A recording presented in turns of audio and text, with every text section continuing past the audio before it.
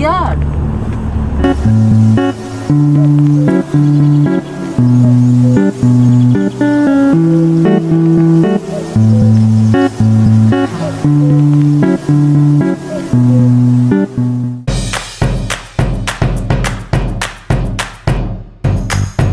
Good morning বন্ধুরা, আমরা ready হয়ে গেছি। এখন 6টা বাজে। আমাদের কথা ছিল বেরোনোর 5টার সময়, কিন্তু আমাদের একটু লেট হয়ে গেছে। তো জিনিসপত্র উঠানো হচ্ছে, গাড়িটা একবার দেখাচ্ছি। প্রচুর জিনিসপত্র হয়ে গেছে। তো অ্যাকচুয়ালি আমরা স্নান টান করে সবাই বেরিয়েছি, তো তাই জন্য একটু লেট হয়ে গেছে। আর আমরা এখন তো গিয়ে মানে লেক তাহো গিয়ে কিছুটা ঘুরবো। আর আমাদের হোটেলে গিয়ে ঢোকার আছে 6টার সময়। তা এতক্ষণ তো আমরা কোথায় কি করব, তো তাই জন্য মানে আমরা কিছুটা ঘুরে নেবো আর কি লেক তাহো। আর আমাদের সাথে আমরা ব্রেকফাস্ট, লাঞ্চ আর ডিনার আজকের জন্য নিয়ে নিয়েছি, যে একদম চুটিয়ে ঘুরতে চাই। আর এখানে তো আপনারা দেখেইছেন, অনেক জায়গায় ঘুরেছি যখন, তো এখানে রেস্টুরেন্ট সেরকম থাকে না মানে ধারে কাছে। তো আমরা মানে ফর দ্য সেফটি খাবার নিয়ে নিয়েছি, যদি খাবার ইনটেক থাকে, ঠিকভাবে খাওয়া সুস্থ থাকে তো খাওয়া যাবে, আর যদি না থাকে তাহলে তো রেস্টুরেন্টে খেতে হবে। আর এই 2-3 তো আমরা রেস্টুরেন্টে খাবো। তো চলুন আমি একবার গাড়িটা দেখিয়ে দিচ্ছি। এই দেখুন বন্ধুরা, আমাদের প্যাকিং একেবারে হয়ে গেছে। আমরা যাচ্ছি 3 দিনের জন্য, তবে এত জিনিসপত্র নিয়ে যাচ্ছি কি বলবো, মনে হচ্ছে আমরা যেন 1 মাসের জন্য যাচ্ছি। কোনো জিনিসে আমরা কম্প্রোমাইজ করতে পারি না, সেটাই একটা প্রবলেম। চলুন, এবার অনেক দেরি হয়ে গেছে, গাড়িতে উঠতে হবে। এই যা এক্সাইটমেন্টটা বলতেই ভুলে গেছি, আমরা না লেক তাহোতে যাচ্ছি, যেটা আমার বাড়ি থেকে 4 ঘন্টার রাস্তা। অবভিয়াসলি আমরা 3 দিনের প্ল্যান নিয়ে যাচ্ছি, আমরা ভালো মতন ঘুরবো। তবে এই যে রাস্তাটায় যাচ্ছি, রাস্তাটা দেখুন কিরকম সিনিক, জনবসতি ঘনবসতি কিছুই নেই, চারদিকে একদম ধুধু মাঠ, কিন্তু ভীষণ সুন্দর লাগছিল রাস্তা দিয়ে যেতে। আমরা এখানে একটা সেফওয়েতে এসে একটু ফ্রেশ হওয়ার জন্য সামনে ব্রেকফাস্টও নিয়ে এসেছি। একটু ব্রেকফাস্টও করে নেব, কারণ আমরা যখন বেরিয়েছি ব্রেকফাস্টও না করেই বেরিয়ে গেছি। আমি এনেছিলাম এগ অ্যাভোকাডো স্যান্ডউইচ। ভীষণ খিদে পেয়েছে, 9টা বেজে গেছে। এবারে খেয়ে গাড়িতে একটু গ্যাস ভরতে হবে। গ্যাস মানে এখানে গ্যাস বলে, মানে আমাদের দেশে যেটা পেট্রোল বলা হয়। এবারে পেট্রোল পাম্পে নানা রকমের জিনিস থাকে, আপনারা নিজের গাড়ি পরিষ্কার করে নিতে পারেন। আমরা গাড়ি পরিষ্কার করে একেবারে যাচ্ছি যখন, রাস্তায় এত সুন্দর ক্লিয়ারিটি গ্লাসের মধ্যে, রাস্তাটা জাস্ট দেখুন, অসম। আমি তো একেবারে রাস্তা থেকে যেন পাগল হয়ে গেছে, এত সুন্দর জায়গায় এসেছি। এই রাস্তা থেকে অ্যাকচুয়ালি লেক তাহোর ভিউ পয়েন্ট স্টার্ট হয়ে গেছে। আপনারা অনেক জায়গায় দাঁড়াতে পারবেন, গাড়ি থামানোর সুন্দর ব্যবস্থা আছে। তো আমরা তো দাঁড়িয়েছি, মানে এখানে লোকেরা দাঁড়ায় ফটোশ্যুট করে, তো আমরাও দাঁড়িয়ে গেছি। এত সুন্দর জায়গা দেখে মোহিত, ফটোর পরে ফটো উঠে গেছি। সবগুলো তো ভিডিও কাটচিট করে দিচ্ছি বলে দেওয়া হচ্ছে না, তবে ভীষণ এনজয় করেছি। রাস্তাটা এত সুন্দর ছিল, দেখুন চারপাশটা, মনে হয় যেন সবুজ পাহাড়, নীল আকাশ ডাকছে আমাকে মন ভরে। দেখুন এখানে সবচেয়ে বেশি অ্যাট্রাক্ট করেছে যেটা আমাকে, এই যে বরফের পাহাড়টা ভীষণ সুন্দর লাগছিল জানেন। এখন আমরা যাচ্ছি ফলেন লিফ বলে একটা জায়গায়, এই জায়গাটা থেকেও নাকি এরকম বরফের পাহাড় দেখা যায়। তবে সেই আশা নিয়ে যাচ্ছি আর কি। এখন তো গরমকাল, কতটুকু দেখতে পারবো জানি না, সেটা ভাবতে ভাবতেই দেখুন বরফের পাহাড় আমার চোখের সামনে আবার হাজির। এই যে দূর থেকে যে পাহাড়টাকে দেখছিলাম, এই পাহাড়টা একেবারে আমার চোখের সামনে। এখন যাচ্ছি ফলেন লিফে, চলুন দেখি জায়গাটা কেমন। ফলেন লিফটা হলো লেক তাহোর একটা বিখ্যাত স্পট, যেটাতে যাওয়ার জন্য গাড়িটাকে সামনে পার্ক করে কিছুটা হেঁটে যেতে হবে। কতটা হাঁটতে হবে জানি না, তবে চলুন। রোদের মধ্যে হাঁটছি তো একেবারে, মানে আর কি ভীষণ গরম লাগছে। এটা একটা ট্রেল নিতে হবে। জায়গাটা এত সুন্দর, একেবারে সিনেমার মতন। চলুন বাবা, সামনে হেঁটে যখন যাচ্ছি তখন এরকম রাস্তা দেখে আমার তো একেবারে মনে হচ্ছিল আমি আর মনে যেতেই পারবো না। এত হেঁটে যাচ্ছি, কিন্তু রাস্তা আর শেষ হচ্ছে না। আর এই এবড়ো খেবড়ো রাস্তা দিয়ে বলুন হাঁটা যায়? টোটাল 4 কিলোমিটার মতন হেঁটেছি। আমি তো দীপনকে বলছিলাম চলো হয়েছে, আর দেখতে হবে না। তারপরে তো বাবা দেখি সুন্দরী যেন উঁকি দিচ্ছে, আর এত সুন্দর লাগছে যে মনে হচ্ছে বাবা খুব ভালো কাজ করেছি, এসেছি, থ্যাংক ইউ। দীপনকে বারবার বলছিলাম যে এরকম মনোবল নিয়ে আমাকে নিয়ে এসেছো। আমি তো হাফ রাস্তা থেকেই ভাবছিলাম পাল্টি মারি চলে যাই। ইন্তজার কা ফল মিঠা হতা হ্যায়। তার জন্য এত সুন্দর একটা জায়গা দেখতে পেলাম, ভীষণ সুন্দর। এতটা পথ হেঁটে এসে তারপরে যদি এই দৃশ্যটা দেখতে না পেতাম, ভীষণ নিরাশ হয়ে যেতাম। জায়গাটা এত সুন্দর, একেবারে লোকজন নেই বললেই চলে। একজন ভদ্রলোক গেছেন, উনি ওনার কুকুরটাকে নিয়ে কি সুন্দর খেলা করছিলেন। কুকুরটা বারবার জলের মধ্যে যাচ্ছে, এখন কি সুন্দর কায়াক নিয়ে ঘুরে বেড়াচ্ছে। আমি তো একেবারে সাহস করে একটু জলের মধ্যে নামলাম। বাবা কি ঠান্ডা, ফ্রিজের মতন জল, আর জলটা একেবারে যেন ক্রিস্টাল ক্লিয়ার। আমি তো অনেক রকমের ফটো শ্যুট করে যাচ্ছিলাম, তখন দীপন আমাকে বললো আমার সাথে সাথে থাকো, এখানে কিন্তু বিয়ার আছে। শুনে আমার এত ভয় লাগলো, আমি তো আর দীপনের পেছন ছাড়ছি না, বলছি আমি আগে যাই, তুমি আমার পেছনে পেছনে থাকো। এই যে মন কাড়া পাখিটাকে দেখছেন, এই পাখিটার রংটা দেখুন কি সুন্দর। এটা কিন্তু লেক তাহর ফেমাস পাখি, লেক তাহর সিগনেচার পাখি। এই পাখিটার নাম হলো স্টেলার জো। আমরা কতবার যে পাখিটাকে দেখেছি জানেন, যতবারই দেখেছি ততবারই ছবি তুলেছি। লেক তাহর যাওয়ার মুখে দুটো বিয়ার দেখে একেবারে যেন গায়ে কাটা দিয়ে দিয়েছে। সত্যি আশা করিনি এভাবে বিয়ার দেখতে পাবো রাস্তার মধ্যে। দুটো বিয়ার খুব সুন্দর খেলা করছিল, কিন্তু একটা গাড়ি এসে এত উৎপাত শুরু করলো, এত হর্ন দেওয়া শুরু করলো। হর্নটা শুনে তারপরে কি আর বিয়ারগুলো থাকে বলুন? ওরা চলে গেছে। আমি বিয়ারগুলোর পিছন পিছন জঙ্গলেও একটু ঢুকেছিলাম, সবাই আমাকে মানা করছিল, কিন্তু এই যে এক্সাইটমেন্ট ফটোশ্যুট করার জন্য কিন্তু আমি কিছুই দেখতে পেলাম না সেটা। তবে যতটুকু দেখেছি তা এনাফ। আমি আশা করি কালকেও আবার হয়তো বিয়ার দেখতে পাবো। এই জায়গাটা জাস্ট দেখুন, অসাম। শীতকালে এখানে আসা যায় না, কারণ শীতকালে এতটাই বরফ পড়ে যে রাস্তাঘাট বন্ধ হয়ে যায়। এত সুন্দর জায়গায় শোভা নেওয়ার জন্য আমরা দাঁড়িয়ে পড়লাম একেবারে রাস্তার মধ্যে। কি যে সুন্দর তা ভাষায় প্রকাশ করতে পারবো না। এই জায়গাটার নাম হলো এমরাল্ড বে।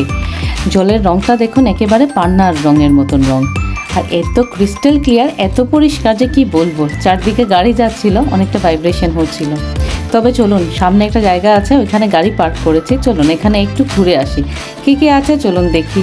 এখান থেকে এই এমরাল্ড বে যে লেকটা আছে, এই লেকটা অনেকটাই কাছাকাছি দেখা যাচ্ছে। এটা দেখুন, এখানে একটা বিয়ারের রেপ্লিকা রাখা হয়েছে। তবে রেপ্লিকা রাখা হলেও কিছু কিছু পার্ট কিন্তু আবার অরিজিনাল। ওই যে বক্সের মধ্যে দেখতে পাচ্ছেন, এগুলো হলো বিয়ারের নখ। তো এরকম, তারপরে এই যে খুলিটা রাখা হয়েছে, এটা কিন্তু আবার অরিজিনাল নয়, এগুলা জাস্ট পার্ট দেখার জন্য। এখানে বিয়ারের ফুটপ্রিন্ট রাখা হয়েছে, এটা রবারের, কিন্তু এগুলা কিছু অরিজিনাল না। জাস্ট একটা আইডিয়া করার জন্য যে বিয়ারের কীরকম হয় ফুটপ্রিন্টগুলো, বিয়ারের স্কিন কীরকম হয়।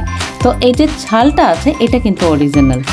আর এখানে অনেক পুরনো এই বিয়ারটাকে এরকমভাবে প্রিজার্ভ করে রাখা হয়েছে, দেখে ভীষণ ভালো লাগলো। একটা কৌতূহল হলো, সামনে গিয়ে দেখতে পেলাম। কোনো নিষেধাজ্ঞা জারি নেই, তাই জন্য একেবারে সামনে গিয়ে ধরে ফটোশ্যুট করা যায়। আমরা এখন একটা ট্রেন নিচ্ছি, ট্রেনটা অনেকখানি হাঁটতে হচ্ছে।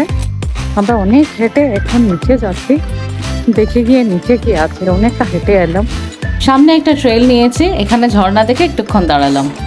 আসা যাওয়া মিলিয়ে টোটাল 8 কিলোমিটারের মতন আমাদের হাঁটতে হবে। রাস্তাটা একেবারেই মসৃণ নয়, আর এত রোদ ছিল কি বলবো, ভীষণ চড়া রোদ। একটু নিচে নামতেই দেখলাম এই রাস্তাটা একেবারে জলে থুই থুই করছে। ওই যে ঝর্ণাগুলো দেখে এসেছি, ঝর্ণাগুলোর যে জলটা এদিকে পাস হচ্ছিল। চলুন এবারে সামনে কি আছে দেখি। এই যে স্টোন ক্যাসেলটা দেখছেন, এটা হলো একটা ইউরোপিয়ান ক্যাসেলের আদলে তৈরি করা হয়েছে। লোরা জেসেফিয়ান নাইট বলে একজন মহিলা, যিনি নাইট উপাধি পেয়েছিলেন, উনি এই ক্যাসেলটাকে তৈরি করেছিলেন। আর এই ক্যাসেলটাকে উনি সামার হাউসও বলতেন, কারণ উনি গ্রীষ্মকালে এখানে এসে ছুটি কাটিয়ে যেতেন।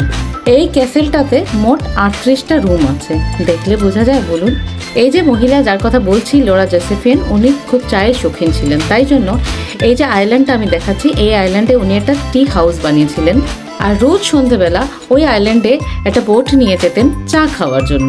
কথা বলতে বলতে চলে এসেছি একেবারে লেকটার কাছে, যে লেকটাকে আমি এতক্ষণ থেকে উপর থেকে দেখাচ্ছিলাম। দেখুন কি বড় একটা জাহাজ যাচ্ছে লেকের মধ্যে, আবার জাহাজের যাত্রীরা আমাদেরকে হাত নাড়ছিল, ভীষণ ভালো লাগছিল।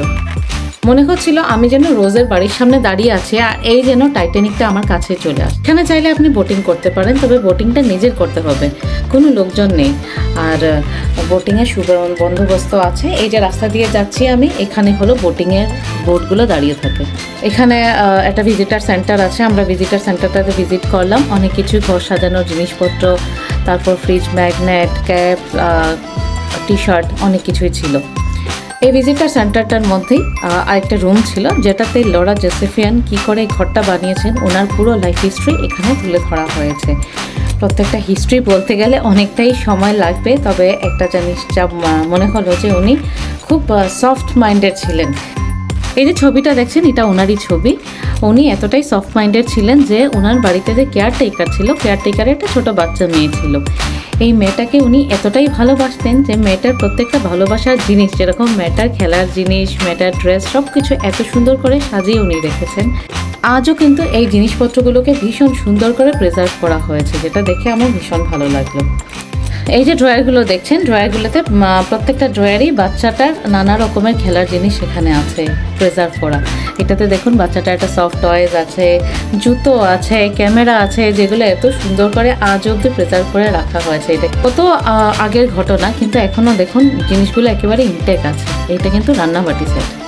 ভাইকিং হোম বা স্টোন ক্যাসেল আগে কেমন ছিল দেখতে, তার একটা ছবি এখানে টিভির মাধ্যমে টিভি স্ক্রিনে দেখানো হচ্ছে। আর সাথে এই যে ছোট বাচ্চাটার আমি এত জিনিসপত্র দেখালাম, এই বাচ্চাটাই কিন্তু উনি। এখন ওনার একটা সাক্ষাৎকার টিভিতে দেখানো হচ্ছিল, তো তার একটা ক্লিপিং আমি আপনাদের জন্য তুলে ধরলাম। চলুন এবারে ভিজিটার সেন্টার থেকে বেরিয়ে গেছি, কিন্তু সামনে একটা জলের আওয়াজ শুনতে পেলাম। মনে হলো এখানে একটা ঝর্ণা আছে, চলুন দেখে আসি কি আছে।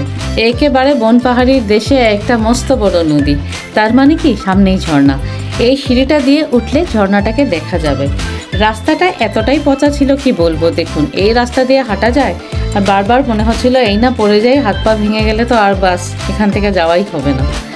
তো ভীষণ টেনশন নিয়ে উপরে উঠছিলাম, কিন্তু জায়গাটা যখন উপর দিকটা দেখছিলাম ভীষণ সিনিক, যেটা একেবারে আমাদের ক্লান্তিটাকে দূর করে দিয়েছিল। আমি এক পা করে দীপনের আগেই পৌঁছে গেছি। দীপন আমার পিছনে পিছনে ভিডিও শ্যুট করে আসছিল। বিভৎস একটা আওয়াজ, জাস্ট শুনুন।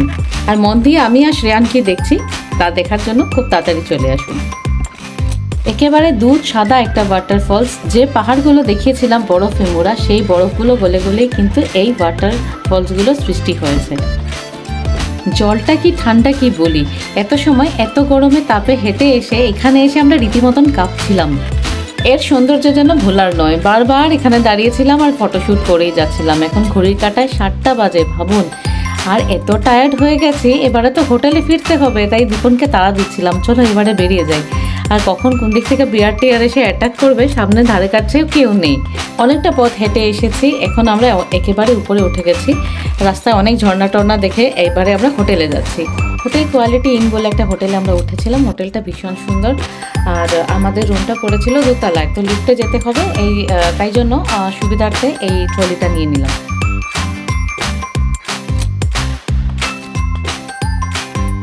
হোটেলটা ভীষণ সাজানো গোছানো, একেবারে নিট অ্যান্ড ক্লিন। তবে আজকে হোটেলটা ঘুরিয়ে দেখানোর মতন আমার কাছে একেবারে এনার্জি নেই, ভীষণ টায়ার্ড। এত হেঁটেছি কি বলবো। এবারে দেখতে হবে যে বাসে আমাদের কতটুকু স্টেপ নিয়েছে, আমরা কতটুকু হেঁটেছি।